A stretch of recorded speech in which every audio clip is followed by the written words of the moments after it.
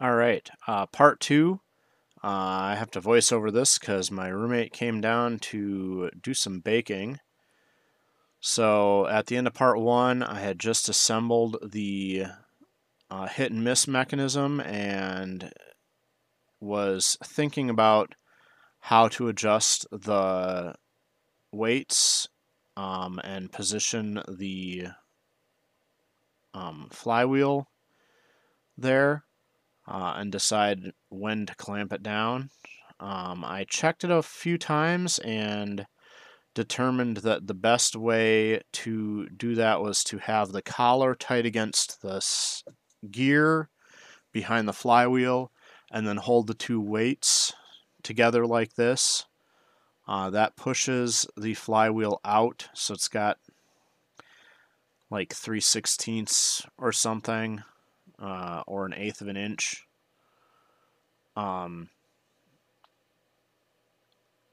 That it's inset in that collar, but that means that the weights have enough motion to move the collar or the ring on the inside to get it to interfere with the detent. So you can see there's a little inset from the shaft, and then I turned it to hold that open and tested the motion there. So that's really nicely working right now.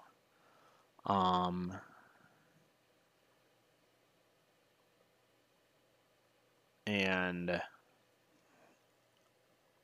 yeah, I think that that's the way that should be set, but we will find out when I get it running. The other flywheel has that lovely pulley on it with the pull start rope hook in it. So it's time to get out a set of screws and affix that pulley to the flywheel before I put that in place. Overall, aside from that little issue with the crankshaft, the rest of the build has been really good here. Mostly it's about figuring out which order to put things together in, since there aren't really any instructions.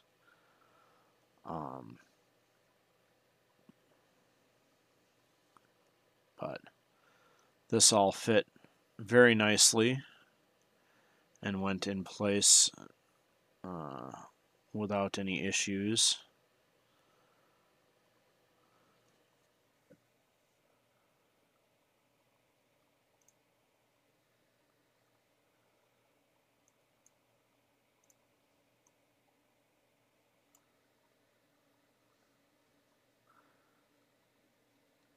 It does take quite a while to get all 6 of those screws put in place, but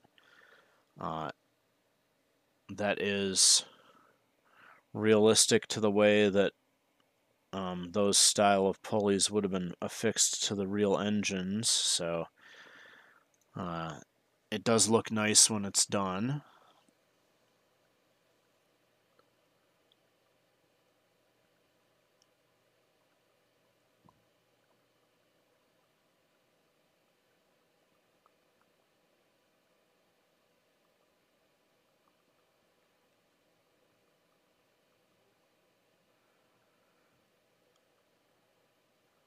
And I just have to put the 3 screws into the retaining collar for the flywheel. And this is the time when I noticed the counterweight that is cast into the flywheel. It's very tiny. It's something that PC Guru had noted on his fully assembled one, but I had forgotten about it until this point. So when I went to fit the other flywheel on, I made sure to line that counterweight up correctly. That counterweight is part of the counterweight against the piston mass in the engine, so you want the little bit, or that cast counterweight, which is visible on the lower part of the flywheel now, that is should be opposite the piston, so that when the piston's at top dead center, that counterweight is as far out the back of the engine as possible. As I put this flywheel on, I thought about what spacing it should have to make it look right. I tried maybe measuring from the inside of the flywheel to get the spacing right on either side, but I eventually settled on having that flywheel clamp have the same kind of inset as the other side, so that the little 1/8 inch space or whatever to the inside of the clamp matched. I'll have to measure it though. I don't think it's particularly even, but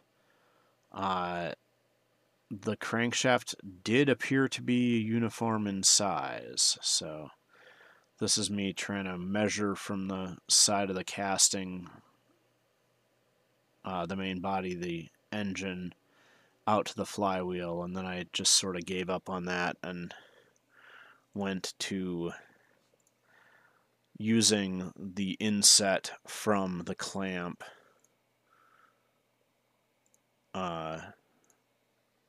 inside the flywheel.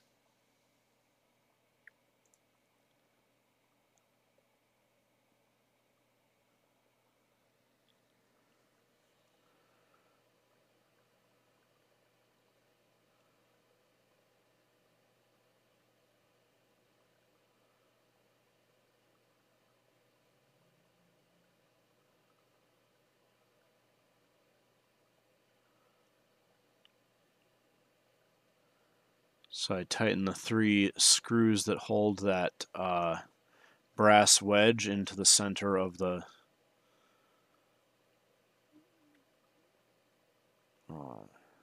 flywheel there, and then I checked to see if that little lip, the inset from for the crank, fit. And then, since I had remembered that the counterweight was cast into the flywheels, I then loosened the flywheel with the governor balls bracketed onto it and rotated it to match it and line it up with the other flywheels so that both of the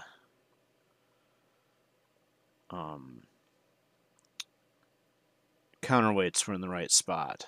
And as you can see, I loosened up the screws and then popped the clamping collar out of the center with the screwdriver, and then once I had it loose, I was able to twist it and line it up. That clamping system is a really good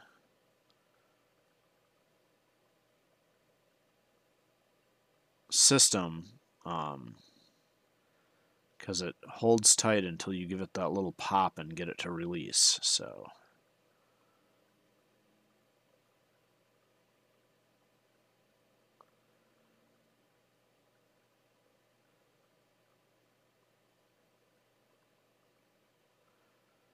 there, now we've got both of the counterweights are facing the camera and all the spokes are lined up nicely.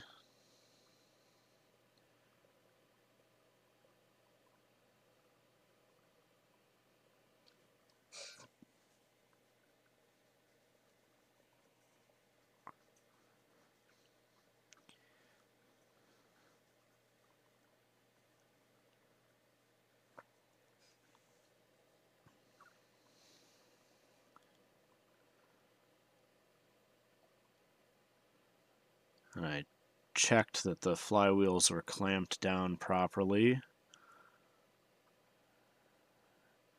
And the engine turned pretty good. I did a check to see if it was moving okay here.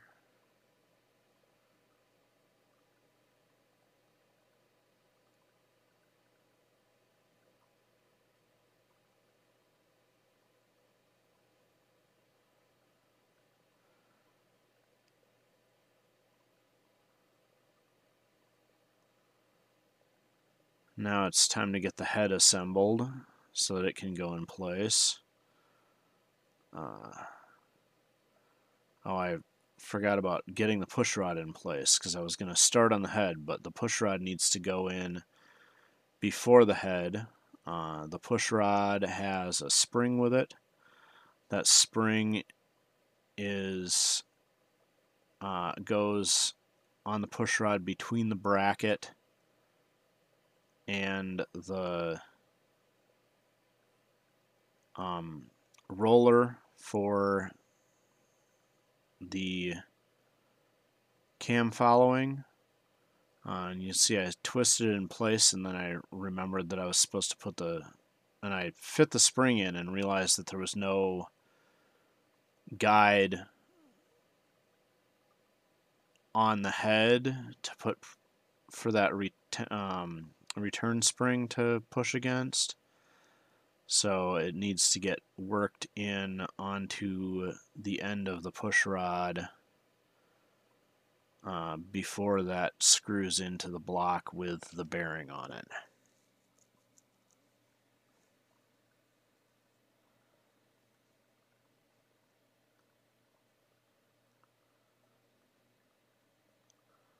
It took a little bit because that spring does have to get compressed by about half length to fit in there. So I ended up starting it onto the rod and then working it in place using a screwdriver until I could get the push rod to thread into the hole on the follower block there. And then once I had the push rod in place, I was able to, and I used the rag there to make sure that I had gotten it twisted in.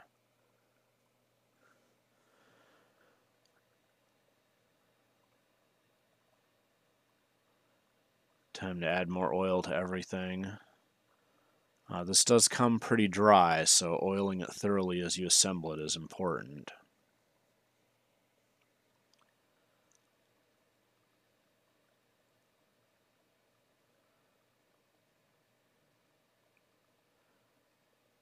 And then I was checking the push rod to see if it was latching open and moving okay, since that push rod goes through a separate bracket. And I thought there was an issue, but the real problem was the fact that I don't have the spring on the governor balls. So the slightest amount of turning as they, get to the lower position without a spring to retain them, they just fall open, and that is enough to put the detent arm in place. So that governor is working really nicely and has very smooth action.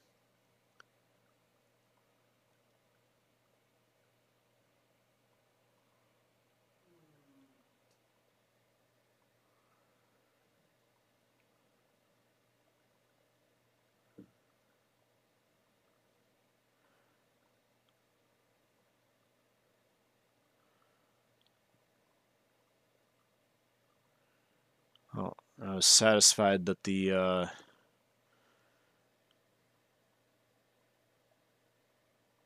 valve gear is working properly, so push that aside and get the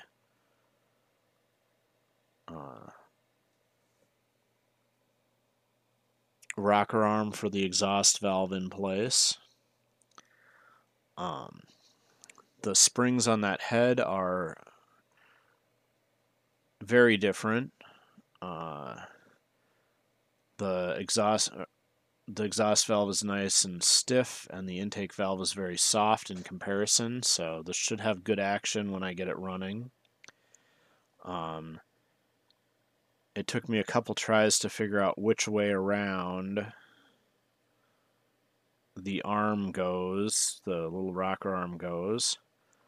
And then it turns out that the valve adjustment is a tiny screw with a flat that pushes on the valve stem.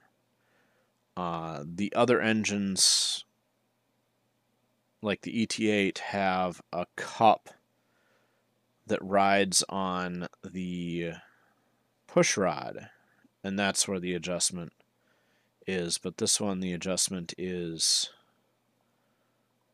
on the other side. So you have to put that into the rocker arm and then put the valve rocker in place and then put the tiny threaded rod in the head to hold the rocker arm.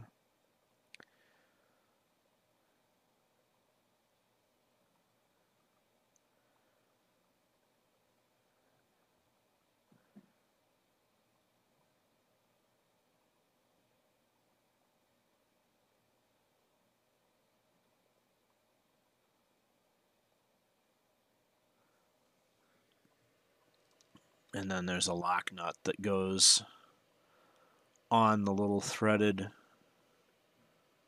valve adjustment pad. So that is ready to put on. The O-rings that I found earlier, one of them I thought, oh, maybe that's for the cylinder liner seal in the radiator, but nope. I realized that this has the flat head with an O-ring to seal it, just like the Engine-more. So get the O-ring out of the package and make sure it fits in place there. The groove was nice and clean, and I oiled it up really well before I put it on.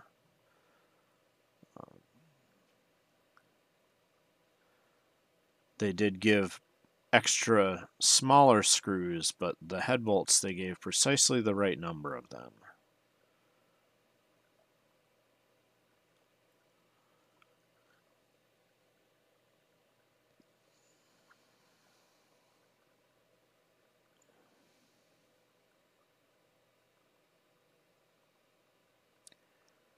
And then, like I usually do, I started with the 2 bolts on top. It's easy to hang the head and then put the rest of the bolts in after you've got the top 2 or the top 1 in place.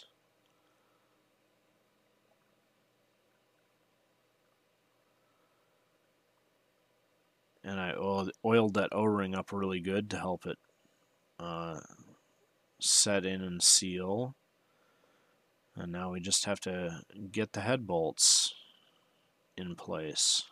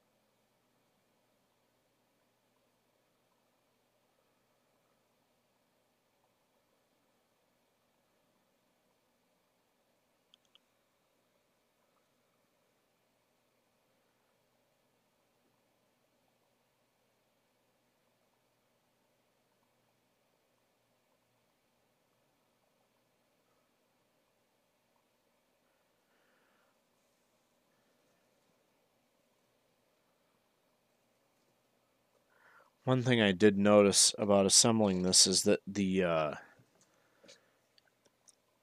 spaces in the head for the cap heads of the screws are not quite big enough. So when you put the screws in, it starts to have friction as the cap heads get into the recesses in the head. So you have to be careful to be tightening it to make sure that you're tightening the bolts properly, but also there's that little extra friction from the cap heads rubbing in the head that you have to overcome. So now that the head is in place, they provided that laser cut little spacer thing that was marked 0.15. That is what I used to set the clearance on the valve. And you'll see that I tried to use it on the valve side of the tappet, but I had trouble getting it to fit. So I ended up using it on the pushrod side of the tappet. But here I made sure that the cam follower is at the lowest part of the cam lobe so that it is all the way released, and then I turned it to the ignition stage because you remember the cam is misshapen so that it pushes the exhaust pushrod partway to get an ignition or to trigger the spark plug, and then pushes it the rest of the way to open the exhaust valve. So you have to turn the cam lobe to that half point that gets ignition but doesn't start opening the exhaust, and then use the feeler gauge to adjust the valve clearance at that step of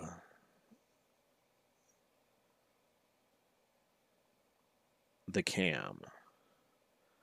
So I got out that little feeler gauge they gave me,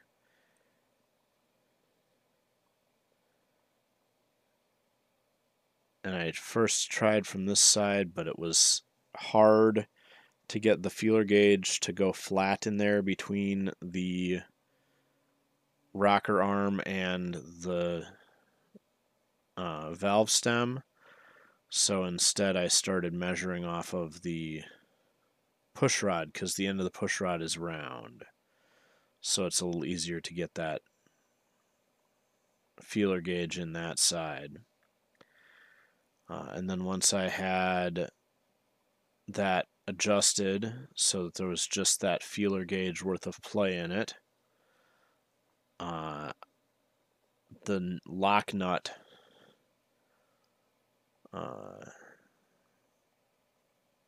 got turned to lock that in place.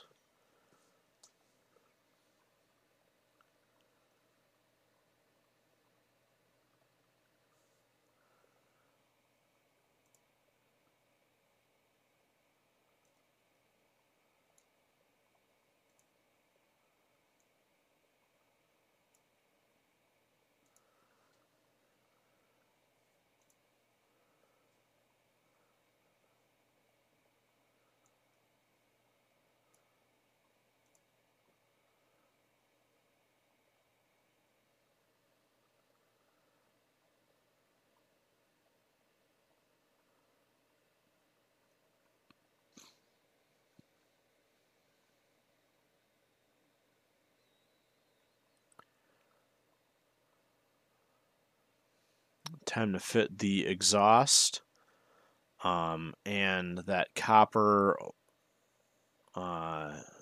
gasket for the exhaust has that tab sticking out the side for the ignition ground. I left it in place. I think that when I get this engine on a final base setup, I will be trimming that, or even just taking that gasket off of the exhaust, because having the ground stick out the side is not very nice looking. So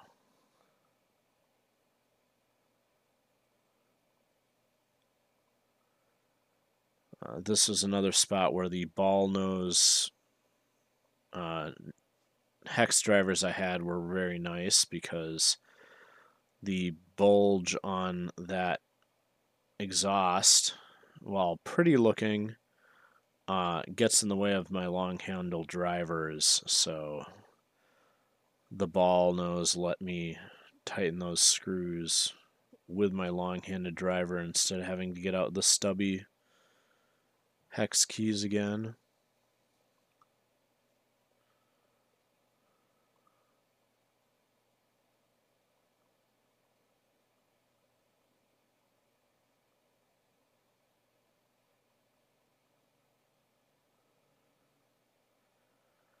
I was checking through to see if I had everything on the engine.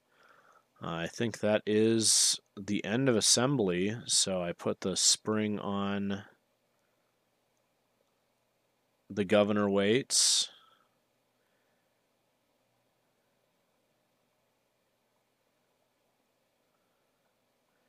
Took a couple tries to get it to hook, but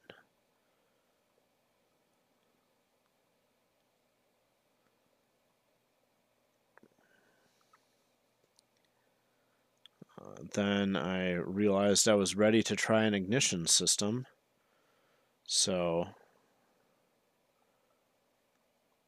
I put the oil cups into the main bearing caps, and then I put the little oiler on for the piston, and that oiler is really nicely made. It was, as you can see, an interesting spot to get it to screw in, and I ended up using both my fingers to turn it. When I had it installed the first time, the hole to fill it with oil was tight to the hopper, which is inconvenient. So I thought,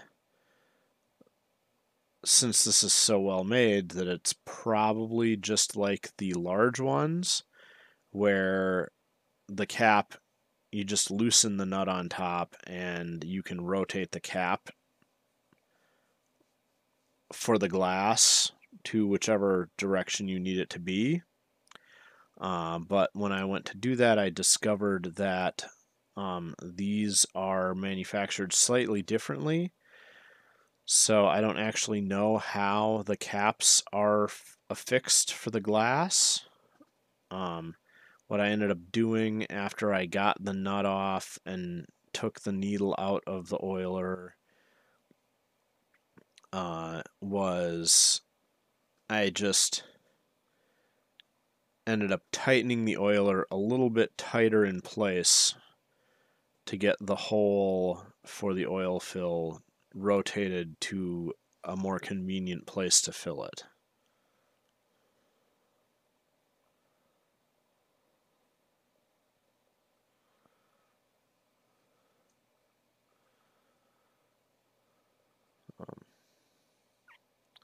So this is me taking the nut off the top and trying to get that lid to rotate on the glass, and discovering that that lid will not rotate on the glass because I don't actually know how that's affixed. On the full-size ones, that lid would just be under the nut. And then my camera quit recording while I was working on the oiler there, because it had been 30 minutes and I wasn't paying attention.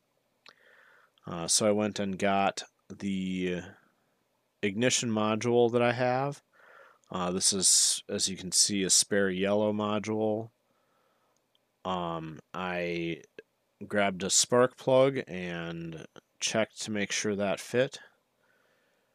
And then wired the ignition up. Luckily, the servo style plug is basically the standard on these models. Everybody that's making these models is using the servo style plug to connect up either the Hall sensor or this engine has contacts. So I was thinking about a way to ground the unit and realized that the ring on the ground wire for the yellow box could just sit on the brass tab from under the, or from the exhaust gasket.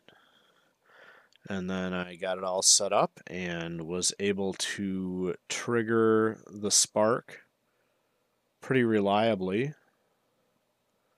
So once I had that all tested, I was pretty satisfied the engine is complete. And the next thing I have to do is find a base for it.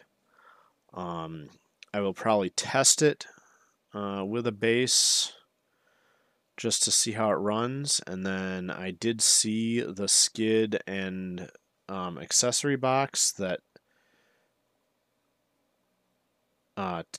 Thomas PC Guru had with his engine. That is the factory box set, and that looks really nice. So I think once I get this tested and running, I may order one of those skid sets.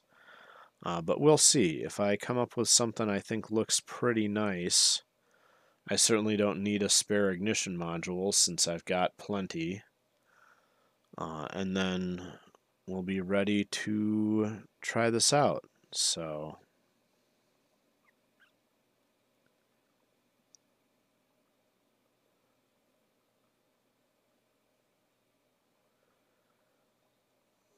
that is assembling the HM-01 kit. I remembered to put the carburetor in last. It is threaded into the head at kind of an angle, and so you can see I'm trying to get it to start. And the key to that is making sure you line the carburetor up with the hole and not square to the head. So, yeah. That was a fun little build. It took about 4 hours, 4.5 hours, including the modification and fixing of the fit on the main bearings. And we'll test it out next.